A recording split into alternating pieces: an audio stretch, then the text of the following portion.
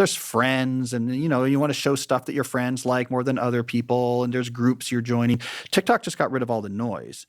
And so all we're doing is optimizing watch time. We think, we don't know, but we think watch time is the main thing that they're optimizing. We just want to optimize it, watch time. And everything, all these videos all just exist as multidimensional points in this sort of semantic cloud. And all we're doing is just showing you things. And then you swipe another thing, swipe another thing. So when you get rid of all the noise from a machine learning algorithm, it doesn't also have to satisfy that I follow this person on Instagram or this is my friend. All I have to do is optimize this one number. How long did they watch before they swiped? It just turns out like, oh, it's really easy.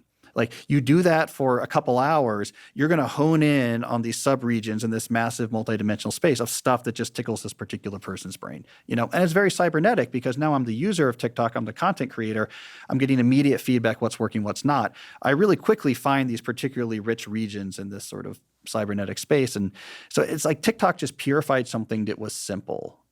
Basic machine learning, but just like purify what we're doing here. And that turned out to be enough to create what's like probably the most addictive force we've seen in the digital world in a long time. So TikTok is optimized for dwell time. Yeah. That's the thought, right? Because it's not public, so like we don't exactly know how the algorithm works, but people have been studying it like a Skinner box, 100 phones, and we're looking at all these accounts, looking at the variables. It seems like that's largely what it's optimizing for, is how long did you watch before you swiped, right? And that's it. So it's not.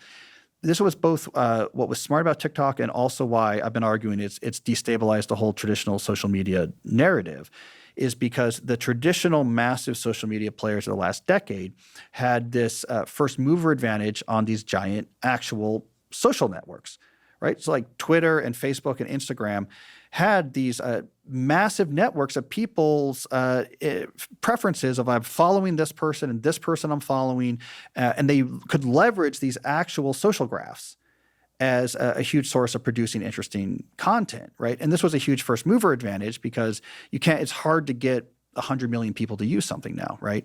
TikTok got rid of all of that. We don't want a social graph. You as a user don't have to declare anything. You don't have to follow people or say who your friends are. We'll just start showing you things. And that was more compelling